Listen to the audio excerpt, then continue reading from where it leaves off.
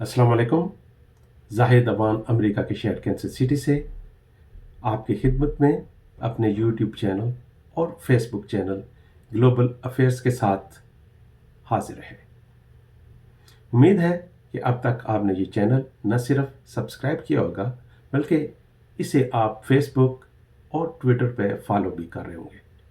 Facebook पे आपको ताज़ा तरीन दुनिया भर से खबरें और दुनिया भर के अखबारों और न्यूज़ मीडिया की क्लिपिंग्स भी मुयस्सर होती हैं।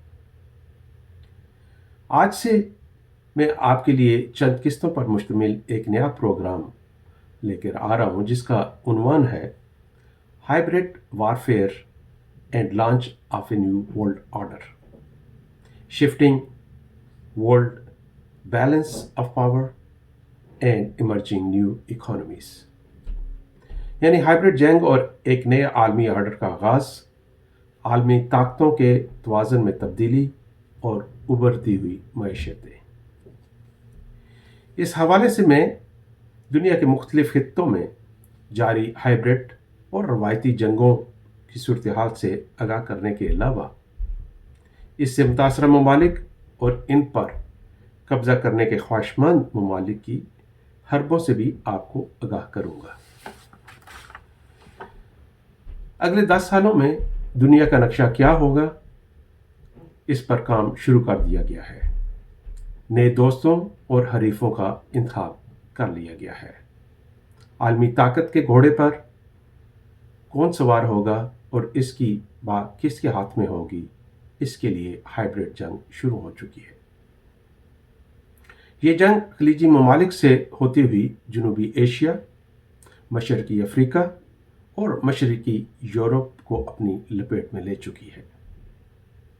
अमेरिका का इसमें क्या किरदार होगा अभी मुकम्मल तौर पर वाज़ेह नहीं, लेकिन इस सिलसिले में अहम फैसले अमेरिका के नौमुंतखब सदर जो बाइडन और इनकी मुस्तकबिल की टीम, जिनमें खारजा अमूर और दिफा के शोबे बहुत अहम हैं, के वज़ीरों के इंतखाब और इनकी सोच पर मुनहसर होगा।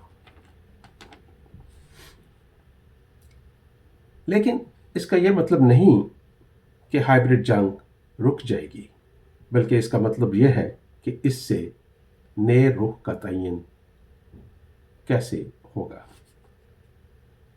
और इसके अमेरिकी और आलमी मईशत पर क्या असरात मुरतब होंगे। बहुत से लोगों को हाइब्रिड जंग के बारे में मालूम नहीं, लेकिन जिनको मालूम नहीं उनके लिए मैं सरसरी तौर पर इससे आपको मैं मुतारफ कराता हूँ। ये चार्ट आप देख रहे हैं, इसमें hybrid warfare, combination of multiple conventional and unconventional tools of warfare, जिसमें रवायती और गैर रवायती हथियार इस्तेमाल किए जाते हैं। सबसे पहले आप दाएं जानिब देखें, अगर किसी मुल्क में हाइब्रिड वार शुरू करनी हो तो सबसे पहले वहाँ पे गैर रवायती फ़ौजें भेजी जाती हैं, मतलब गैर रवायती एक्टर, नॉन स्टेट एक्टर, इस तरह के लोग या जासूस उस मुल्क में भेजे जाते हैं। उसके बाद दूसरा काम यह किया जाता है कि वहाँ पे अफरा तफरी फैलाई जाती है उस मुल्क में। जो भी वहाँ पे फसादात वगैरह हैं उनको हवा दी जाती है और उनको मज़ीद बढ़ाया जाता है। तीसरे नंबर पर जो मीडिया है या इंफॉर्मेशन, उसके ऊपर कंट्रोल हासिल किया जाता है और उसके ज़रिए प्रोपेगेंडा, झूठी खबरें और दूसरी चीज़ें अवाम तक पहुँचाई जाती हैं। फिर साइबर अटैक होते हैं और माशी और दूसरे इदारों की मालूमात चोरी की जाती हैं। उसके बाद फिर इकोनॉमिक वारफेयर शुरू हो जाती है, जिसमें माशी तौर पर मुल्क को कमज़ोर करने की कोशिश की जाती है। इस सारी सूरत हाल तक मुल्क को दीमक की तरह अंदर से कमज़ोर किया जाता है और उसके बाद जब मुल्क बहुत ज़्यादा कमज़ोर हो जाता है तो उसके बाद फिर स्पेशल फोर्सेस मुल्क के अंदर भेजी जाती हैं। अब जब स्पेशल फोर्सेस भेजी जाती हैं तो वो मुल्क के अंदर दहशतगर्दी और दूसरी जो کام ہیں ان کو وہ تیز کر دیتے ہیں، اور جب ملک مکمل طور پر اندر سے تباہ ہو جاتا ہے تو پھر اس وقت روایتی فوجیں اس ملک کے اندر داخل کی جاتی ہیں اور اس پہ قبضہ کیا جاتا ہے۔ جب ملک پہ قبضہ ہوتا ہے تو اس کے بعد پھر خارجہ امور، اس کے ملک کے خارجہ امور اور سلامتی کونسل اور دوسری تیسری چیزیں جو ہیں وہ انوالو ہوتی ہیں، اور پھر عموماً فیصلہ اس کے حق میں ہوتا ہے جو طاقتور ہوتا ہے۔ اب دوسرا چارٹ میں آپ کو دکھاتا ہوں، اس میں ٹارگٹ جو ہے وہ ہائبرڈ جنگ میں ٹارگٹ کہاں کیا جاتا ہے، کن اداروں پہ کیا جاتا ہے اور کہاں سے شروع کیا جاتا ہے۔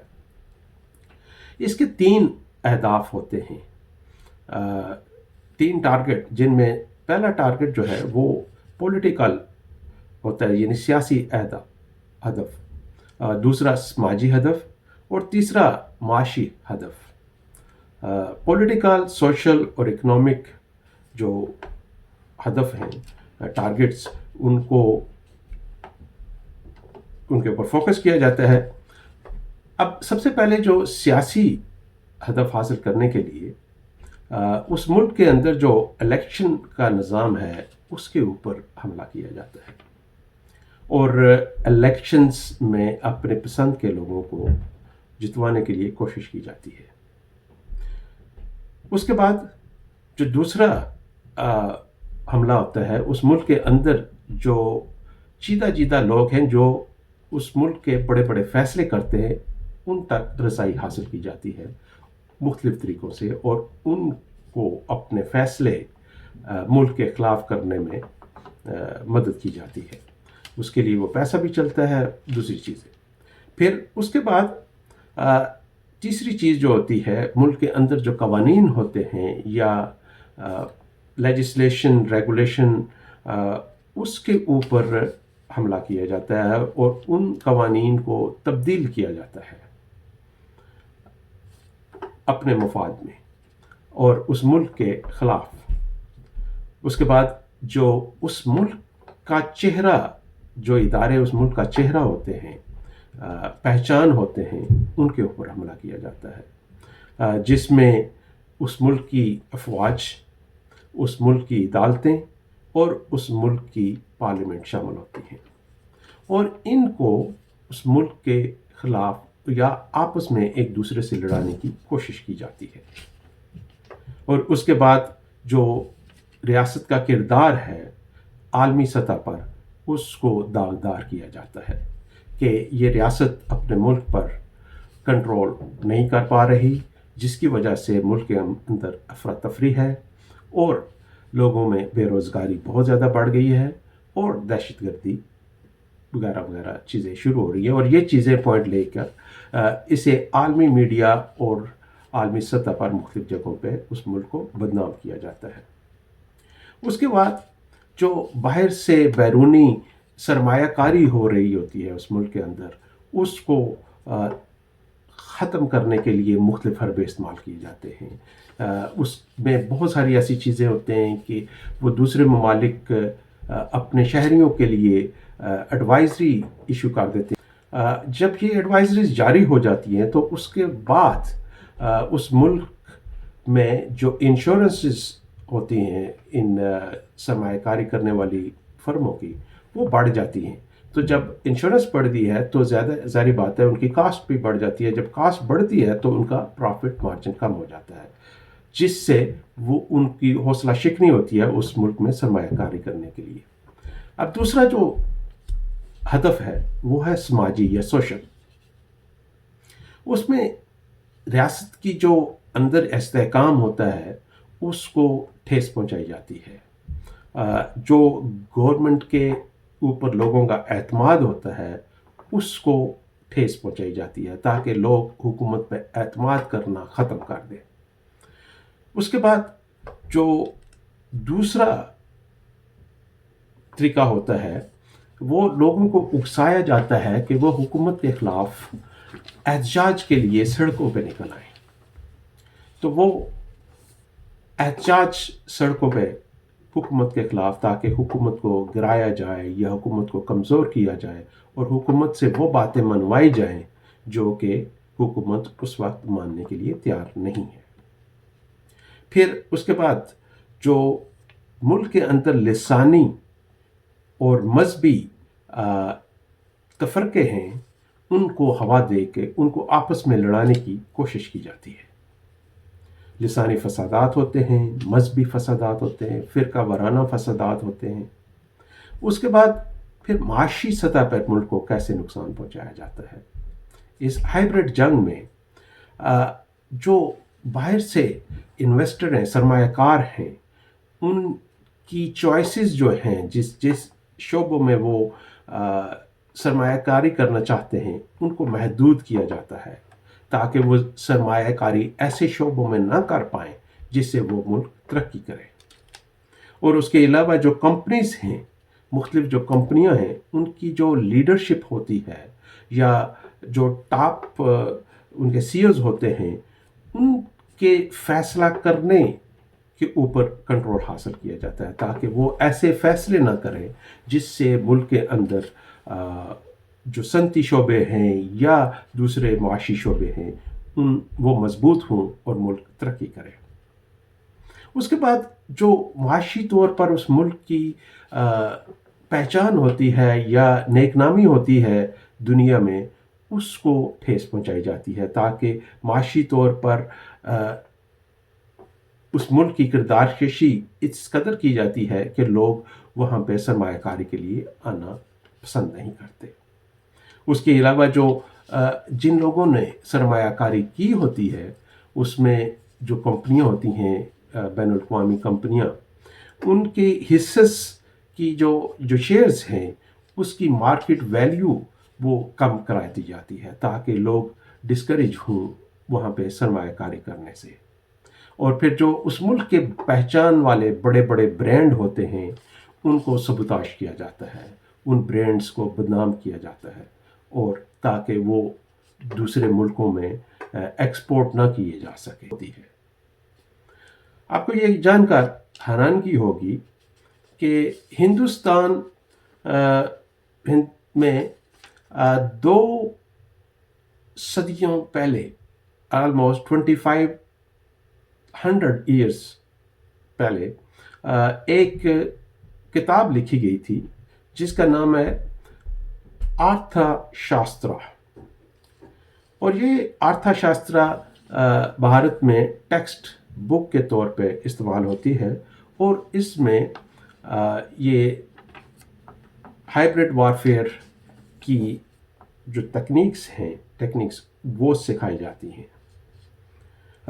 اس میں ریاست کی سلامتی اور طاقت کو برقرار رکھنے اور اسے وسعت دینے کے لیے ناگزیر ذرائع کے طور پر انٹیلیجنس وغیرہ جاسوسی کرنا، اور ان انٹیلیجنس کو پروسیس کرنا اور ان کو پھر استعمال کرنا، اور خفیہ کارروائیوں کے مفصل اس کا جو ہے وہ ڈیٹا اکٹھا کرنا، یہ سارا اس کتاب میں 2500 سال پہلے لکھا گیا تھا تاکہ دوسری حکومتوں پر ہائیبرڈ جنگ کی جائے۔ تو ہائیبرڈ جنگ کوئی نئی چیز نہیں ہے۔ اب اگر ہم دیکھیں ہمارے قریبی ترین دور میں، تو ہائیبرڈ جنگ میں برطانوی گریٹ گیم آپ کو یاد ہوگا، جس کا مقصد ایشیا میں روسی پیش قدمی کو روکنا تھا اور برصغیر میں برطانوی نوآبادیاتی قبضوں کا دفاع کرنا تھا۔ انہوں نے افغان قبائل کے مابین تنازعات اور حسد کا استعمال کیا تاکہ وہ ان کو اپنے منصوبوں کی پراکسی بنائیں۔ برطانوی اور روسی دونوں نے اپنے سامراجی مفاد کو آگے بڑھانے کے لیے تاجروں، سیاحوں اور دیگر شعبوں کے لوگوں کو استعمال کیا۔ برطانوی خفیہ خدمت کی ایک بڑا فاسٹ فلیگ آپریشن آپ کو یاد ہوگا، اس پہ ایک مووی بھی بنی ہوئی ہے جس کا نام ہے Lawrence of the Arabia. Lieutenant colonel تھا ایک تھامس ایڈورڈ لارنس، اس نے لارنس آف عربیہ کی آڑ میں عرب قبائل کو سلطنت عثمانیہ کے خلاف بغاوت پر کامیابی سے اکسایا اور عرب دنیا کو بلکنائز کرنے میں مدد فراہم کی۔ بہت سی چھوٹی چھوٹی ریاستوں میں جو ایک دوسرے کے خلاف خصوصی دلچسپی کے ساتھ کھیلے جا سکتے تھے کہ وہ استعمال کیا۔ اب آتے ہیں ہم اپنے پڑوسی ملک بھارت، جہاں وہ پاکستان میں یہ جنگ کب سے کر رہا ہے اور کیسے کر رہا ہے۔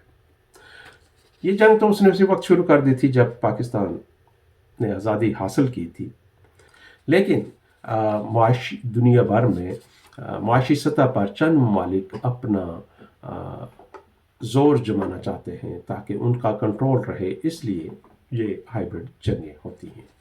اور پاکستان کو کمزور کرنے کے لیے ایک بہت بڑی ہائیبرڈ جنگ شروع ہے، اور اب تک اس جنگ سے پاکستان اتنا نقصان پہنچ چکا ہے، اور یہ نقصان کیسے اور کن کن لوگوں نے پہنچایا ہے، اس کی تفصیل میں اگلی قسط OP2 یعنی کہ آبزرویشن پوسٹ 2 میں بتاؤں گا۔ اس لیے ضروری ہے کہ آپ یہ چینل سبسکرائب کریں اور فیس بک اور ٹویٹر پر آپ فالو کریں۔ اگلے پروگرام تک کے لیے میں آپ سے اجازت چاہتا ہوں۔ اللہ حافظ۔